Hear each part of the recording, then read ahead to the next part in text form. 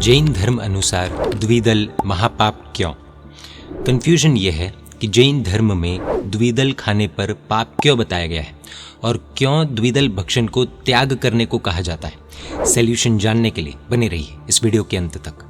ये जानकारी हमने परम पूज्य प्रन्यास प्रवर श्री निर्मोह सुंदर विजय जी महाराज साहब द्वारा लिखित धर्म प्रेमी संदेश मैगजीन से ली है। द्विदल क्यों अभक्ष्य कहा गया है और द्विदल होता क्या है, आइए देखते हैं सरल भाषा में सिर्फ 5 पॉइंट्स में। पॉइंट नंबर 1, द्विदल क्या होता है वो हम पॉइंट नंबर 2 में देखेंगे। उससे पहले एक घटना देखते हैं। एक बार एक प्रतिष्ठित जैन भाई भोजनालय में भोजन करने बैठे थे, तभी उन्होंने छाछ मंगवाई। पास में बैठे जानकार जैन भाई ने उन्हें तुरंत भोजन की थाली पर ही टोक दिया कि कच्चे दही से बनी छाछ भी कच्ची रहती है और उसे दाल दलहन से बनी हुई कोई भी भोजन सामग्री के साथ खाने पर द्विदल का महापाप लगता है। उस भाई ने कहा कि जब तक मैं उसमें जीवों की उत्पत्ति न देख लूं तब तक मैं उसे खाने में पाप नहीं मानूंगा। उस वक्त तो उन्होंने विवेक का उपयोग रखते हुए नहीं खाया, लेकिन बाद में वो प्रयोगशाला में ताज़ा दही एवं ताज़ी बनी हुई मटर की सब्जी लेकर पहुंचे। दोनों चीज़ें चेक की गई और दोनों ताज़ी और जीवों के बिना की थी, लेकिन जैसे ही दोनों का मिलन किया गया, यानी कि जैसे ही दोनों को मिक्स किया गया, लैब की मशीन्स में बड़े बड़े जीवों की उत्पत्ति होती स्पष्ट दिखाई पड़ी। दही में मानो सफ़ेद रंग के माइक्रोस्कोप में दिखाई देने वाले कीड़े पैदा हो गए। इस एक्सपेरिमेंट के बाद उन्होंने ये बात स्वीकार की और उस दिन से उन्होंने जीवन भर के लिए द्विदल का पाप छोड़ दिया। पॉइंट नंबर 2, अब जानते हैं कि आखिर द्विदल यानी कि क्या। जिसके 2 दल हो सकते हैं या होते हैं, ऐसी तमाम दाल जैसे कि मूंग, मसूर, उड़द, राजमा, अरहर यानी कि तुअर, चना, मोंट, चौला, हरी चौली, बटाना यानी कि मटर, मेथी, मेथी की भाजी, कुल्थी, चने की दाल आदि दाल दलहन को कच्चे दूध एवं कच्चे दही एवं कच्ची छाछ के साथ मिलाने पर उसमें तत्काल यानी कि तुरंत बेइंद्रिय जीवों की उत्पत्ति और वृद्धि हो जाती है, जिसे खाने अथवा खिलाने पर उन जीवों की हिंसा का भयंकर महापाप लगता है। इसे द्विदल कहा जाता है। जैन दर्शन में 22 अभक्ष्य में द्विदल का वर्णन आता है। बेइंद्रिय जीव यानी कि केचुआ, स्नेल, लट, वर्म्स आदि जीव, ऐसे ही बेइंद्रिय जीव द्विदल में तुरंत उत्पन्न हो जाते हैं। फर्क सिर्फ इतना है कि कुछ जीव आंखों से दिख जाते हैं और कुछ इतने छोटे होते हैं कि जो हमारी आंखों से डायरेक्टली नहीं दिखते। यहाँ पर आंखों से नहीं दिखने वाले लेकिन माइक्रोस्कोप में दिख रहे जीव पैदा हो जाते हैं। हुबली के एक बड़े लैब में जब द्विदल को माइक्रोस्कोप में देखा गया तब ऐसा भयानक नज़ारा देखने को मिला। आप खुद अपनी आंखों से देख सकते हैं द्विदल होने पर किस तरह के जीव उत्पन्न होते हैं। लेकिन हाँ, उबाले हुए दही के साथ जब दाल मिक्स की गई तब जीवों की उत्पत्ति देखने को नहीं मिली। द्विदल का विषय शायद माइक्रोस्कोप में हमें बहुत स्पष्ट रूप से दिख जाएगा, लेकिन ऐसा जरूरी नहीं है कि हर सिद्धांत अथवा विषय इसी तरह माइक्रोस्कोप अथवा मशीन्स में दिखेगा ही। सत्य को प्रूव होने के लिए साधन की जरूरत नहीं है। साधन के बिना भी सत्य प्रमाणित हो सकता है, यानी कि सत्य को साधन के प्रमाण पत्र की आवश्यकता नहीं है। खैर, पॉइंट नंबर 3, द्विदल का भक्षण महापाप क्यों? कुछ बातें शायद इस वीडियो में हम रिपीटेडली यानी कि बार बार कहेंगे, इससे प्लीज इरिटेट नहीं होना है। ये सिर्फ इस विषय की सीरियसनेस के लिए कर रहे हैं। सामान्यतः जैन धर्म के अनुसार गृहस्थ धर्म पाल रहे ऐसे श्रावक श्राविकाओं को अपना जीवन यापन करने के लिए कुछ कंडीशंस के साथ सिर्फ एकेंद्रीय जीवों की हिंसा की परमिशन है। वो भी हो सके उतनी कम से कम करनी है, लेकिन बेइंद्रिय से लेकर पंचेंद्रिय तक के जीवों को हनन करने एवं भक्षण करने पर पाबंदी है, प्रोहिबिटेड है, क्योंकि इसमें दिल को ज़्यादा कठोर बनाना पड़ता है, निष्ठुर बनाना पड़ता है, इसलिए पाप भी अधिक लगता है। इसकी पूरी चर्चा हम ऑलरेडी एकेंद्रिय वर्सेस पंचेंद्रिय वाले वीडियो में देख चुके हैं। आपकी जानकारी के लिए बता दें, बेइंद्रिय से लेकर पंचेंद्रिय जीवों के भक्षण में मांसाहार भक्षण का भी दोष सामान्यतः बताया गया है। इसलिए केंचुए से बनी चाइनीज आइटम या कॉकरोच का अचार या टिड्डे का अचार हम खा तो नहीं सकते, खाने का सोच भी नहीं सकते। हम कोमल दिल से जीने वाले इंसान हैं, कोई पशु नहीं है कि अपनी जीभ की आसक्ति के वश यानी कि टेस्ट के पागलपन के चक्कर में किसी को भी अपने पेट में डालते रहे। बेइंद्रिय जीव का भक्षण यानी कि एक अपेक्षा से मांसाहार भक्षण ही समझना है। इसलिए द्विदल का भक्षण महापाप है। धर्म संग्रह में तो लिखा है कि द्विदल का भक्षण करने में मांसाहार तुल्य पाप लगता है। योग शास्त्र का शास्त्र पाठ आप स्क्रीन पर देख सकते हैं। पॉइंट नंबर 4, द्विदल के पाप से कैसे बच सकते हैं? अनंत तीर्थंकर परमात्मा द्वारा ये बताया गया है कि मूंग की दाल हो चाहे मूंग हो, चना हो चाहे चने की दाल, उड़द हो या उड़द की दाल हो, मटर हो, अरहर यानी कि तुअर की दाल हो, हरी वालोर पपड़ी हो, चाहे चौले की सब्जी हो, चौली हो, राजमा हो, मेथी हो या ऐसी भी कोई भी अन्य दाल दलहन है, मसूर इत्यादि, इन दाल दलहन के साथ या इन दाल दलहन से बनी हुई कोई भी चीज़ के साथ ऐसा दूध या दही मिक्स किया जाए जो गर्म नहीं किया गया है और फिर उसका भक्षण किया जाए तो महापाप लगता है। अनेक बेइंद्रिय जीवों के प्राणों के हनन का, हिंसा का, अभक्ष्य भक्षण एवं अनंत तीर्थंकरों के आदेश के हनन का महापाप। इन दाल दलहन के साथ गरम दूध अथवा दही मिलाने पर जीवों की उत्पत्ति नहीं होती। गरम दूध या दही मतलब पूरा उबाला हुआ दूध अथवा दही, सिर्फ थोड़ा सा कम या फिर थोड़ा सा ज़्यादा गर्म किया हो, यानी कि उबाला हुआ नहीं हो, ऐसे दूध अथवा दही के साथ दाल दलहन मिक्स करने पर भी जीव उत्पत्ति शुरू हो जाती है। इसलिए दूध अथवा दही का उबालकर दाल दलहन के साथ काम में लेना इज मस्ट। दही कैसे गर्म करना है, उसका प्रोसेस क्या होता है, ये जानने के लिए आपको वीडियो अंत तक देखना होगा। पॉइंट नंबर 5, प्लीज अंडरस्टैंड, दाल दलहन या उससे बने भोजन के पदार्थ खाने की कोई भी मनाही नहीं है। ठीक उसी प्रकार दूध, दही या उससे बने खाद्य पदार्थ खाने पर भी कोई पाबंदी नहीं है। दोनों चीज़ें भक्ष्य ही है, खाने योग्य ही है। शर्त सिर्फ इतनी सी है कि साथ में खाना हो तो चाय की तरह उबालने के बाद, यानी कि दूध, दही या उससे बने खाद्य पदार्थ उबालने के बाद उसमें दाल दलहन मिले, यानी कि मिश्रित हो, मिक्स हो, तो भी कोई पाप नहीं है।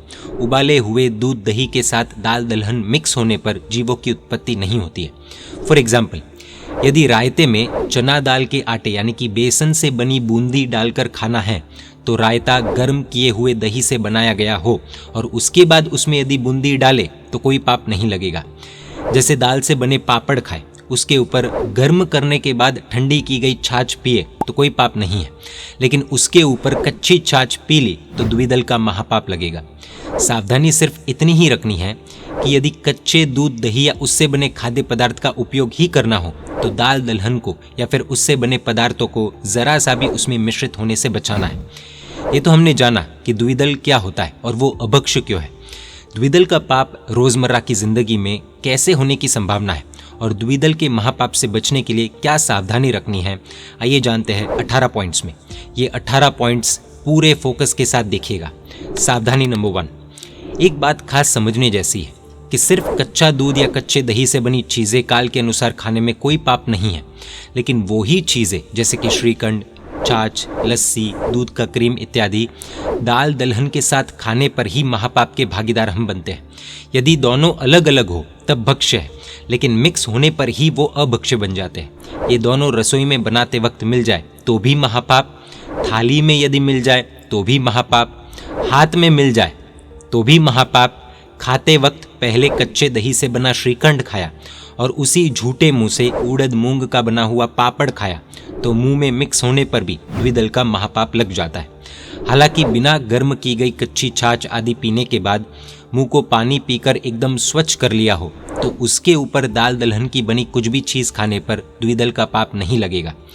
इसी तरह पहले दाल दलहन की बनी कुछ भी चीज़ खाई, फिर पानी से मुंह पूरा स्वच्छ कर दिया, फिर छाछ पी यानी कि कच्ची छाछ पी तो भी द्विदल का पाप नहीं लगेगा, क्योंकि शरीर के अंदर रहे हुए एसिड के कारण और केमिकल प्रोसेस से उस खाए हुए अन्न में बेइंद्रिय जीवों की उत्पत्ति, विनाश आदि नहीं होता, इसलिए ये महापाप नहीं होता है। इतनी छोटी सी समझ यदि हर परिवार के सभी सदस्यों को आ जाए तो कितने सारे पापों से हम बच सकते हैं, कितनी जीव विराधना से हम बच सकते हैं और शरीर निरोगी भी रह सकता है। हर शाकाहारी व्यक्ति को द्विदल का पाप न हो इसकी सावधानी अवश्य रखनी चाहिए, ऐसा गुरु भगवंत फरमाते हैं। सावधानी नंबर 2, सामान्य सावधानी देखें तो कढ़ी हर घर में बनती है, लेकिन एक पाप वाली कढ़ी है तो दूसरी निष्पाप वाली। कैसे? तो देखिए, दही से बनाई कढ़ी में थोड़ी सी सतर्कता हमें बड़े पाप से बचा सकती है। दही की कढ़ी में बेसन यानी कि चने का आटा पहले डाला या बाद में, स्वाद में तो कोई फर्क नहीं पड़ता, लेकिन दही पूरी तरह से गर्म होने से पहले यानी कि उबलने से पहले यदि बेसन डाल दिया जाए तो बेइंद्रिय जीव तुरंत उत्पन्न होने निश्चित है और अग्नि में उबलती कढ़ी में मरने भी निश्चित है। लेकिन वही बेसन यानी कि चने का आटा कढ़ी में दही गर्म होने के बाद में डाला गया हो तो बिल्कुल भी पाप नहीं लगेगा, बेइंद्रिय जीव उत्पन्न नहीं होंगे और मरेंगे भी नहीं। बेसन यानी कि चने का आटा, चना भी दाल होने से द्विदल की सावधानी रखनी होती है। गुजराती व्यंजन जैसे कि खमनी, खम्मन, थेपला आदि में बेसन में अगर कच्चा दही मिला दिया जाए तो इससे द्विदल के कारण जीव हिंसा का महापाप लगता है। इसलिए इसमें हमेशा सावधानी बरतनी चाहिए कि अगर दाल दलहन वाली कोई भी आइटम में दही या छाछ मिलानी हो तो वे अच्छी तरह से गर्म किए हुए ही होने चाहिए। दाल दलहन से बने पापड़, पापड़ी, खींचिया आदि के साथ दही या छाछ लेते समय ये ध्यान रखना चाहिए कि दही या छाछ गर्म किए हुए हो, वरना द्विदल का पाप लग सकता है। सावधानी नंबर 3, छाछ कई सारे घरों में गर्मी के दिनों में और आमतौर पर भी पी जाती है। भोजन के बाद झूठे मुंह को पानी से स्वच्छ करके मुंह में भोजन का बिल्कुल भी अंश न होने के बाद वही छाछ पीने में आए तो बिल्कुल भी पाप नहीं लगेगा। कच्चा श्रीखंड खाने के पीछे स्वाद की फिक्र हो तो रसोई का मेनू भी ऐसा ही रखना चाहिए कि द्विदल की संभावना ही न हो, जिससे द्विदल का पाप ही न लगे। कढ़ी भी अगर बेसन से नहीं बल्कि चावल के आटे से बनी हो, उसमें मेथी न डाली गई हो, लौकी, तुरई, गिलकी आदि की सब्जी हो, रोटी चावल हो तो कोई भी द्विदल की संभावना ही नहीं होगी। हालांकि इसमें जोखिम खड़ा हो सकता है। मेथी के दाने से तो द्विदल होता है, मेथी के पत्तों से भी होता है और आचार से भी। इसलिए अच्छा तो यही रहेगा कि श्रीखंड को गर्म करने के बाद ही खाया जाए।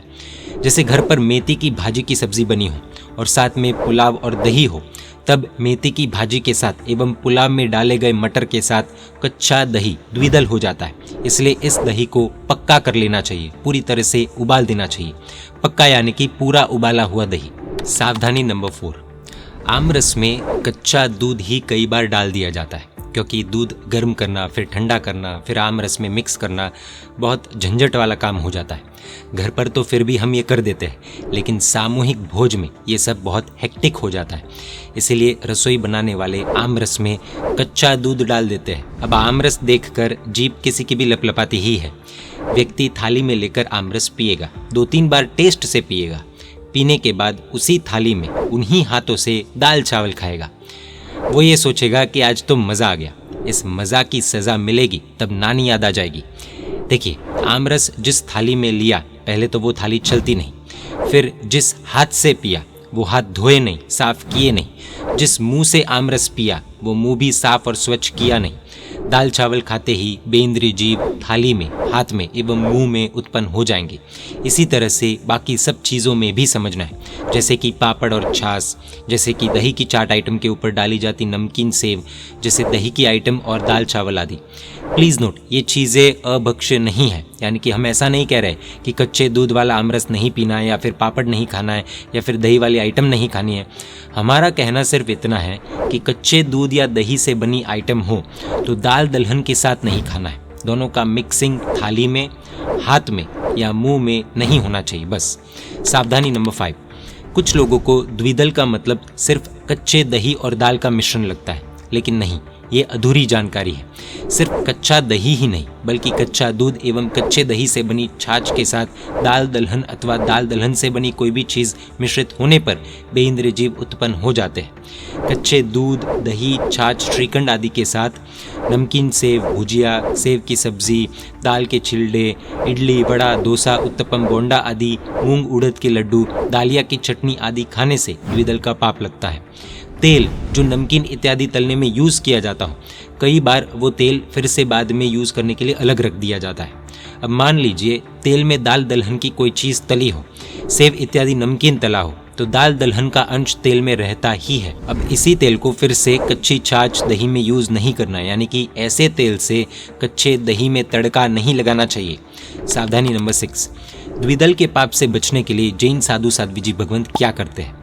हमें जानकर आश्चर्य होगा कि जैन साधु साध्वी जी भगवंत इस महापाप से बचने के लिए कितनी सुंदर सावधानी रखते हैं। जैन साधु के आहार को गोचरी कहते हैं। गोचरी के लिए जाने वाले साधु भगवंत को खास शिक्षा यानी कि ट्रेनिंग दी जाती है, या फिर उन्हीं साधु भगवंत को गोचरी के लिए भेजा जाता है जो इन सारी बातों को जानते हैं। यदि नीचे के पात्रे में दाल दलहन हो तो ऊपर के पात्रे में कच्चे दूध, दही से बनी चीज़ें लाते ही नहीं है, क्योंकि कच्चे दूध, दही या छाछ की एक बूंद भी नीचे के पात्र में यानी कि जिसमें दाल है उसमें मिल जाए तो जीवों की उत्पत्ति तुरंत शुरू हो जाती है। वो पात्र ही छोड़ देना पड़ता है, वाइस वर्सा भी नहीं चलेगा, यानी कि ऊपर दाल या दाल की सब्जी आदि हो तो नीचे कच्चे दूध दही से बनी चीज नहीं लाएंगे। साधु साध्वी जी भगवंतों के लिए बेइंद्रिय जीव का नाश यानी कि महाव्रतों का भंग, इसीलिए अलग अलग पात्रा में लाया जाता है अथवा अलग अलग महात्माओं द्वारा लाया जाता है। लाने के बाद भी अलग अलग पात्रे में दूर दूर ही रखा जाता है। दाल दही को परस्पर अनटचेबल मानकर व्यवहार किया जाता है। जिस पात्र में कच्चा दही हो उसे खाली करने के बाद उसे धोने के लिए भी अलग पानी, उस पात्र को पोंछने के लिए भी अलग कपड़ा और उस स्थान को भी पोंछने के लिए अलग कपड़ा उपयोग में लिया जाता है। सिर्फ इतना ही नहीं, उस पात्र को पोंछकर साफ करने वाले वस्त्र को भी अलग से धोया जाता है ताकि बेइंद्रिय जीवों की हिंसा का दोष न लगे। सावधानी नंबर 7, इस बारे में कुछ श्रावक श्राविकाएं भी बहुत सावधानी बरतते हैं। कई सारे श्रावक श्राविकाएं ऐसे भी होते हैं जिनकी जयना यानी कि जीव रक्षा की तत्परता काबिल तारीफ है। एक बार घर के किसी सदस्य की गलती से दही वाले बर्तन में दाल का अंश गिर गया तो उन्होंने दही के पात्र को छूने से भी मना कर दिया और वृक्ष की शीतल छांव में रखवा दिया। ऐसी भी श्राविकाएं होती है, हालांकि ऐसी सिचुएशन ही नहीं आए उसका पूरा ध्यान रखना चाहिए। कुछ श्रावक श्राविका मिस्सी रोटी नहीं खाते क्योंकि उसमें गेहूं के आटे के साथ बेसन यानी कि चने का आटा आता है जो कच्चे दही में द्विदल होगा। खाते भी है तो सावधानी पूर्वक खाते हैं, उसके साथ कच्चा दही वगैरह नहीं लेते। कुछ जैन लोग आटा भी घर में ही पीसते हैं। जी हाँ, क्योंकि बाजार की चक्की में बेसन का अंश भी गेहूं के आटे में मिलने पर द्विदल के पाप की संभावना जाग जाती है, क्योंकि अगर वो रोटी फिर कच्चे दही के साथ या फिर कच्ची छाछ के साथ खाई जाए तो द्विदल की गड़बड़ी हो जाती है। सावधानी नंबर 8, सावधानी किस स्तर की हो सकती है। वालकेश्वर मुंबई की एक श्राविका बहन अपने घर पर कच्चे दही से बनी आइटम्स खाने में अलग ही रखते हैं। मान लीजिए भोजन पूरा हो गया, द्विदल न हो उसका पूरा ध्यान भी रख लिया, लेकिन जो दही की आइटम वाला मेन बर्तन हो वो धोने पर बचे कुचे दही के अंश भी सिंक अथवा गटर में मिश्रित होकर जीव हिंसा का पाप न हो। इसलिए ये श्राविका बहन अपने घर पर जलते चूल्हे में दही का वो बर्तन संडासी से पकड़कर यानी कि पकड़ से पकड़कर दही गर्म करके ही दही अथवा छाछ के अंतिम अवशेष धोने के लिए भेजते हैं ताकि गटर में भी दाल दही मिश्रित न हो जाए। शायद कई लोगों को लगता होगा कि किचन क्या है, रसोई क्या है, रोटी सब्जी ही तो बनानी है, मामूली सी बात है। जी नहीं, रसोई संभालना कोई मामूली बात नहीं है, ये एक बहुत बड़ा आर्ट है, अपने आप में एक धार्मिक कार्य है। जयना ये कोई मामूली शब्द नहीं है, ये तीर्थंकर परमात्मा की आज्ञा है। इसलिए जिस रसोई घर में जयना का पालन होता है वो अपने आप में मंदिर बन जाता है, ऐसा कहना गलत नहीं होगा। कई लोगों को लगता है श्राविका बहनें क्या ही तो करती है, बहुत ईजी काम है, उठो आटा तैयार करो, 15-20 मिनट रोटी बनाओ, सब्जी बनाओ, बर्तन धो लो, हो गया काम। अगर कोई व्यक्ति ऐसी हल्की सोच रखता है तो बहुत बड़े भ्रम में जी रहा है। जयना पालन, जयना पूर्वक रसोई का कार्य संभालना ये कोई मामूली काम नहीं है, ये एक आर्ट है, ये एक बहुत मुश्किल कला है। जयना यानी कि प्रभु की आज्ञा, जहाँ जयना पाली जाती है स्वयं प्रभु वहाँ पर बसते हैं, ऐसा समझ सकते हैं। विश्राविका बहनों को आज हम अंतर्मन से धन्यवाद कहना चाहते हैं, वंदन करना चाहते हैं, जो इतनी सूक्ष्म जयना का ध्यान रखकर पूरे परिवार को अभक्ष भक्षण से, बेइंद्रिय जीवों की विराधना से और परमात्मा की आज्ञा का भंग होने से बचा लेती है। इसलिए श्राविकाओं को खास कहा जाता है कि शादी से पहले या रसोई का कार्य संभालने से पहले जीव विचार जयना आदि की जानकारी अवश्य पढ़ लेनी चाहिए ताकि पता चले कि जयना किस किस तरह से पाली जाती है। सावधानी नंबर 9, आजकल कई परिवारों में, जैन परिवारों में भी होटल में खाना एक रेगुलर रूटीन जैसा हो गया है। हो सकता है ये बात सुनकर कई लोगों को झटका लग सकता है, कड़वा भी लग सकता है, लेकिन सच्चाई हमें पता होनी चाहिए। हमें शायद ऐसा लगता है कि होटल में जैन फूड कह दिया तो जैन फूड हो जाता है। जी नहीं, इस भ्रम में हमें नहीं रहना चाहिए। होटल में खाना या नहीं खाना वो व्यक्तिगत निर्णय हो सकता है, लेकिन हमारी मान्यता कम से कम क्लियर होनी चाहिए। होटल में द्विदल की संभावना बहुत अधिक हो जाती है क्योंकि होटल वालों को द्विदल का कोई भी ज्ञान ही नहीं होता। वहाँ दही गर्म नहीं किया जाता।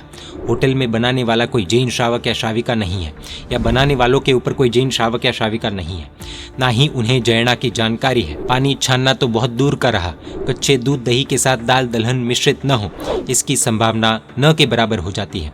ऐसी सावधानी वो क्यों रखेंगे? और इसीलिए होटल में दाल दलहन के बर्तनों के साथ कच्चे दूध दही के बर्तन का परस्पर मिलना, छींटे उड़ना आदि के चांसेस एक्सट्रीम रहते हैं। इससे द्विदल के चांसेस एक्सट्रीम हो जाते हैं और द्विदल यानी कि एक अपेक्षा से मांसाहार ही समझना है। हम होटल में कहने के लिए भले ही जैन फूड कह दे, लेकिन उस किचन में अगर द्विदल हो रहा है तो एक अपेक्षा से मांसाहार ही समझना है। सोशल मीडिया प्लेटफॉर्म्स पर भी कई लोग कच्चे दही के साथ दाल दलहन मिक्स की हुई रेसिपीज बताते हैं जिसमें द्विदल की गड़बड़ होती है, और इसीलिए ऑनलाइन रेसिपीज देखकर बिना जैना का ध्यान रखे, बिना उपयोग रखे यदि कॉपी करेंगे तो ऑफलाइन में द्विदल होने की बहुत बड़ी गड़बड़ी होगी ही।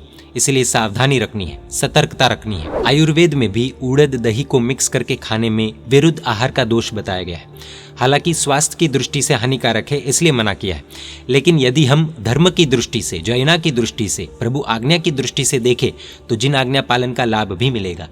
सावधानी number 10, street food, junk food, बाहर का खाना जैसे दही कचौरी, दही वाली सेव पूरी, दही की पापड़ी चाट, दही मटर चाट, दही की टिक्की, दही समोसा चाट, दही भल्ला पापड़ी चाट आदि चीज़ें जहाँ पर इस तरह की बेसन की सेव अथवा बूंदी अथवा कोई भी दाल दलहन की बनी चीज़ और उसके साथ कच्चा दही मिक्स किया हुआ हो, वहाँ पर बेइंद्रिय जीव तुरंत उत्पन्न हो गए हैं ये मानकर ही चलना है। कई बार दही चावल यानी कि कर्ड राइस में भी जो तड़का डालते हैं उसमें उड़द दाल या फिर चना दाल का भी प्रयोग किया जाता है। इसलिए यदि द्विदल के पाप से बचना हो तो ऐसे दही चावल में दही पहले गर्म करके फिर उपयोग करना चाहिए। कई लोग ऐसे होटल के या फिर शादी के भोज के दही चावल यानी कि कर्ड राइस को भी जैन फूड समझकर खा लेते हैं। होटल में दही गर्म करने की झंझट कोई नहीं करेगा। बड़े सामूहिक भोज में भी इसकी बहुत बड़ी संभावना हो जाती है कि रसोईया दही गर्म नहीं करेगा, इसलिए उसमें बेइंद्रिय जीव खा रहे हैं ये मानकर ही चलना चाहिए। जैन भोजनशाला में भी यदि इस तरह के दही चावल यानी कि कर्ड राइस हो तो आप रसोई में जाकर या फिर रसोई के किसी सेवा कर्मचारी से बोल्डली पूछ सकते हैं कि क्या दही चावल में दही डालने से पहले गर्म किया था या नहीं। यदि जवाब हाँ में हो और अगर आपको फिर भी सही न लगे, सेटिस्फैक्शन न हो, तो आप सेफर साइड में दही चावल खाना अवॉइड कर सकते हैं। यदि 100% जैना है तो फिर वापर सकते हैं। कई लोग नारियल आदि की चटनी में भी कच्चा दही डालते हैं और फिर उसी चटनी में दालिया, जिसे हम फुटाना भी कहते हैं, वो भी डाल देते हैं और बाद में चटनी के तड़के में उड़द दाल या चना दाल का भी उपयोग करते हैं, जिसमें भयंकर द्विदल का दोष लगता है। इसलिए चटनी बनाते समय उसमें गर्म दही का उपयोग करना चाहिए और अगर कच्चा दही डालना है तो फिर चटनी में दाल दलहन डालना या फिर उस चटनी के साथ दाल दलहन की कोई भी चीज़ खाना अवॉइड करना चाहिए।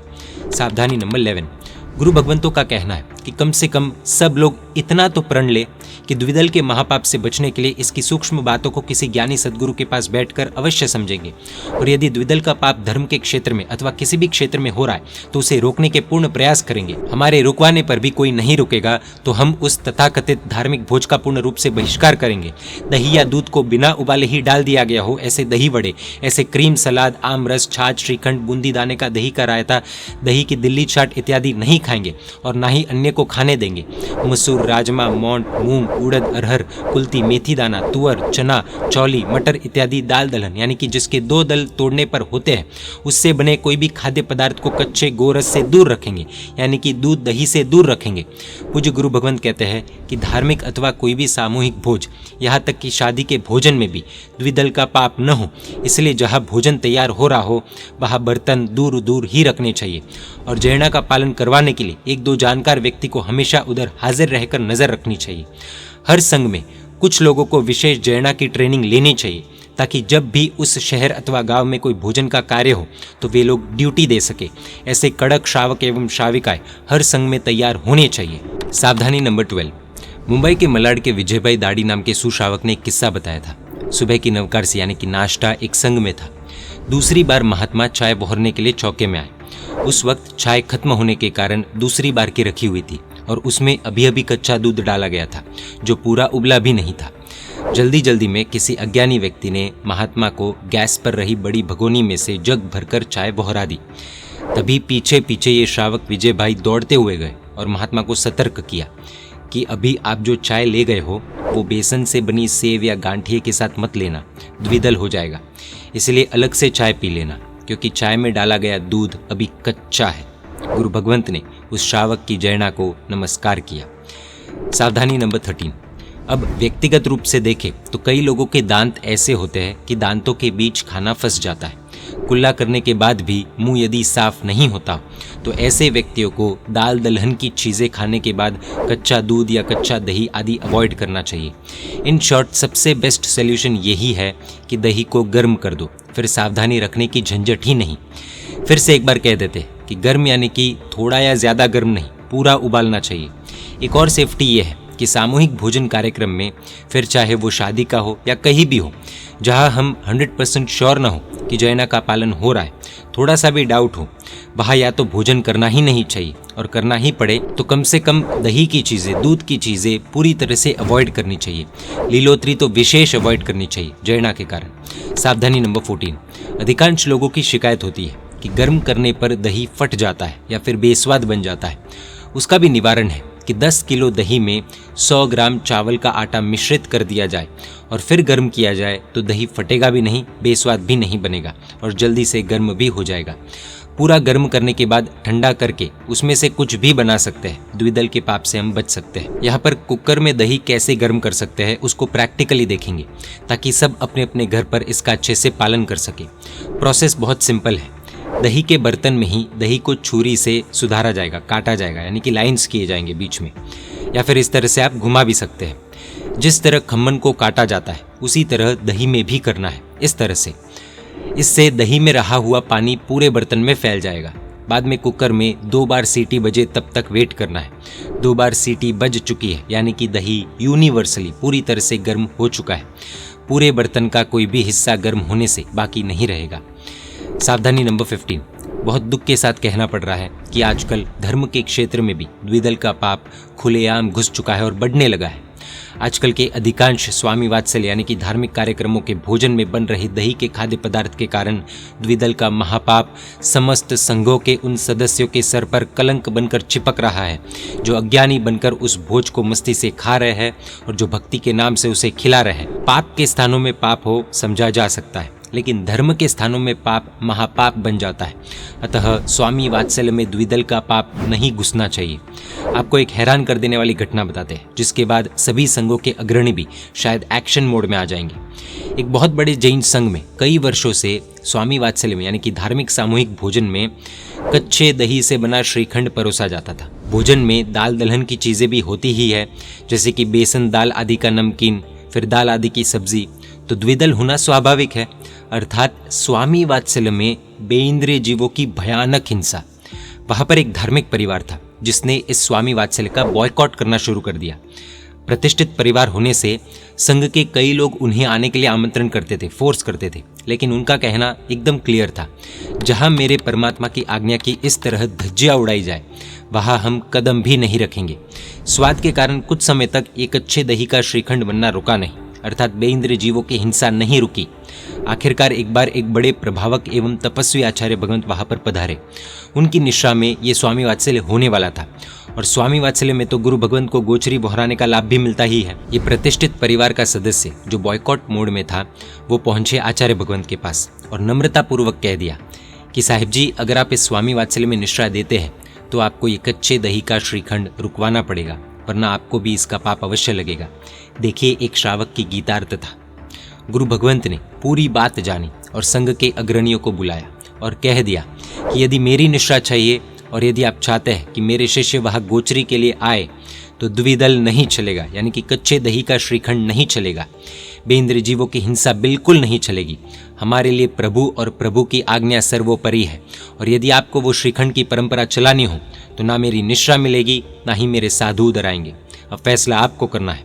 आखिरकार संघ ने मिलकर निर्णय किया और कच्चे दही का श्रीखंड रोक दिया गया।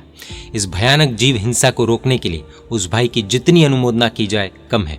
सावधानी नंबर 16, एक बहुत दुख की बात कहे तो कई भोजन के कार्यक्रमों में जैना का ध्यान रखने वाले अलग अलग श्रावकों को ड्यूटी दी जाती है। इन जैना वाले श्रावक को चारों तरफ से गालियां सुननी पड़ती है। रसोई बनाने वाले महाराज भी जैना वाले श्रावकों को अलग अलग नज़र से देखते हैं कि आ गए हमारा काम बढ़ाने। अब बोलेंगे कि ये गर्म नहीं किया, दूध गर्म नहीं किया, दही गर्म नहीं किया, दिमाग का दही करेंगे इत्यादि। और इससे ज़्यादा दुख तो तब होता है जब खुद जैन लोग अग्रणी भी, जी हाँ अग्रणी भी जैना श्रावकों से इरिटेट हो जाते हैं और क्या नहीं सुनाते कि अरे यार, ये आदमी को किचन से हटाओ नहीं तो शांति से काम करने नहीं देगा। अंदर के लोगों की भी गालियाँ, रसोई बनाने वालों की भी गालियाँ, और इसीलिए इस ड्यूटी के लिए बहुत कम लोग तैयार होने की सोचते हैं कि फालतू में गालियाँ सुननी पड़ेगी। एक्चुअली में ये जयना श्रावक ही पूरे स्वामी वात्सल्य में प्रभु की आज्ञा का पालन करवाने में बैकबोन होते हैं। जिस कार्यक्रम में इनको फ्री हैंड दिया जाता है वहाँ बहुत अच्छे से जयना पलाई जाती है और हजारों लोगों को महापाप से बचाया जाता है। वंदन है जयना श्रावकों को। अविधि असाधना के लिए पहले से ही क्षमा चाहते हैं, लेकिन एक और गंभीर समस्या अब ये हो गई है कि आज कई गुरु भगवंतों को जब बोला जाता है कि साहिब जी जयना का पालन नहीं हो रहा है, तब गुरु भगवंत भी कम या तो फिर बिल्कुल भी इंटरेस्ट नहीं लेते। वो सोचते हैं कि ज़्यादा बोलने जाएंगे तो ट्रस्टीज़ के साथ झगड़ा हो जाएगा। लेकिन प्रभु आज्ञा का क्या, बेइंद्रिय जीवों की उत्पत्ति होगी उसका क्या? ये माहौल जिन शासन के भविष्य के लिए कितना सही है, सोचने जैसा है। सावधानी नंबर 17। हम जब ये कहते हैं कि जयना का पालन नहीं हो रहा है तो आइटम्स कम कर देनी चाहिए, क्या ज़रूरत है 50-50 आइटम्स बनाने की? तब कई लोगों को मिर्ची लग जाती है। भोजन को भी प्रदर्शन का विषय बना दिया गया है। एक तरफ जहां हमारे साधर्मिक भूखे सो रहे हो, दूसरी तरफ अपने अहंकार का प्रदर्शन करने के लिए 50-50 आइटम्स शादियों में धार्मिक भोजन में रखना कितना उचित लगता है? कई लोगों को ये बातें कड़वी लगने लग जाती है, लेकिन ये वास्तविकता है कि जितनी ज्यादा आइटम्स उतनी जयना के चांसेस कम। और इसी कारण से श्रमण सम्मेलन में 11 आइटम्स के लिमिटेशन की घोषणा की थी। लेकिन बड़े दुख के साथ ये कहना पड़ रहा है कि आज बहुत कम जगह इसका पालन हो रहा है। खुद के प्रदर्शन के चक्कर में जयना का पालन न करके खुद तो पाप करते ही है, स्वामी वात्सल्य में आने वाले लोगों को भी अप्रत्यक्ष रूप से पाप करवाकर महापाप के भागीदार बनते हैं। चैत्र सुदी 13 यानी कि भगवान महावीर स्वामी के जन्म कल्याण के निमित्त जो भोजन का कार्यक्रम रखा जाता है, आज भी कई जगहों पर उसका भोजन एक दिन पहले की रात में ही बनाया जाता है। आप खुद अपने अपने संघों में जाकर चेक कर सकते हैं। सावधानी नंबर 18। बूंदी दाने का रायता, दही बड़ा, दही का रायता, दही से बनी चाट आइटम्स एवं कच्चे दूध से मिश्रित आम रस, कच्चे दही से बना श्रीखंड या छाछ, कच्चे दही से बनी इडली डोसा की चटनी अथवा क्रीम सलाद। अनगिनत आइटम्स ऐसे हैं जिनमें कच्चे दूध और कच्चे दही का प्रयोग धड़ल्ले से हो रहा है। और अधिकांश हलवाइयों से जब गुरु भगवंत बातों बातों में पूछते हैं तब वो कहते हैं कि दही गर्म करना झंझट है या फिर दही गर्म करना सबके बस की बात नहीं है। स्वामी वात्सल्य शादी के जीवन आदि सामूहिक भोजन में अधिकांश जगह आमरस पिलाना भक्ति माना जाता है, मगर उस आमरस में कच्चा दूध मिलाकर द्विदल के पाप से भक्ति तो नहीं लेकिन कम भक्ति जरूर हो रही है। आमरस के कारण द्विदल का पाप किस तरह लग सकता है वो हम ऑलरेडी 4th पॉइंट में देख चुके हैं। ये विषय पर जब वीडियो बना रहे थे तब व्यक्तिगत रूप से मेरा 4 फंक्शंस में जाना हुआ था और चारों फंक्शंस में पुलाव और बाजू में दही का रायता रखा गया था। पुलाव में मटर भी थे और बाजू में दही, यानी कि मिक्स होने पर क्लियर द्विदल का पाप। तो मैंने कर्मचारियों से पूछा कि क्या आपने दही गर्म किया था क्या, तो उन्होंने साफ साफ मना कर दिया। और इनमें से एक फंक्शन तो धार्मिक परिवार के यहाँ का था और सभी लोगों ने जमकर खाया। तो ये सब हमने जाना कि किस तरह से रोजमर्रा के जीवन में द्विदल का पाप लगने की संभावना होती है और इसे टालने के लिए क्या सावधानियां रख सकते हैं। यहाँ पर एक रोचक घटना जानने जैसी है। एक दुकानदार ने किसी को एक रोचक किस्सा सुनाया था। एक ग्राहक खुद के यहाँ रखी मुर्गियों के लिए उस दुकानदार के पास से बहुत सारा घटिया क्वालिटी वाला खाद्यान्न, दाल, दलहन, उड़द इत्यादि खरीदता था। दुकानदार ने पूछा कि मुर्गियाँ ये खा लेती है क्या?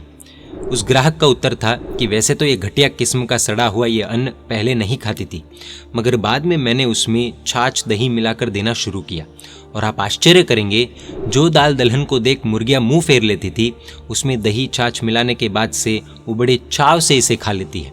उसे ये मिश्रण बहुत ही स्वादिष्ट लगता है। दही छाछ इसमें मिलाया नहीं कि तुरंत खाना शुरू। समझदार लोग कम से कम अब समझ गए होंगे, मुर्गे मुर्गियों की मुख्य खुराकी कीड़े होते हैं। हम मुर्गे नहीं हैं कि कच्चे दही दाल के मिश्रण यानी कि द्विदल से पैदा हुए कीड़े अपने मुंह में डाले, अपने पेट में डाले। यदि कर्म सत्ता के कसाई की छुरी से बचना हो तो द्विदल त्याग की धर्म सत्ता की शरण में जाना ही पड़ेगा। कर्म सत्ता के हाथों मुर्गा बनना है या धर्म सत्ता के माध्यम से मानव, चुनाव हमें ही करना है। कई लोगों को शायद ऐसी बातें रेस्ट्रिक्शंस लगती है, लेकिन जो अपने आत्मा के हित का सोचते हैं उन्हें ये बातें प्रोटेक्शन लगेगी। जैसी दृष्टि वैसा दृष्टिकोण। अरे रे, जैन धर्म में कितने रेस्ट्रिक्शंस है, हे भगवान अब ये द्विदल। ऐसा बिल्कुल भी नहीं सोचना है। परमात्मा हमारे हित चिंतक है। प्रभु हमारे सुखों के दुश्मन नहीं है, मगर वे हमें पापों से बचाना चाहते हैं। वो पाप जो करने में बहुत आनंद आता है लेकिन भविष्य में बहुत दुखदायी हो जाते हैं। कच्चे दूध दही के सुखों से नहीं, मगर उससे होने वाले पापों से ही प्रभु हमें बचाना चाहते हैं। क्या हम बचना चाहेंगे? फैसला हमें ही करना होगा। जय जिन शासन, जय महावीर।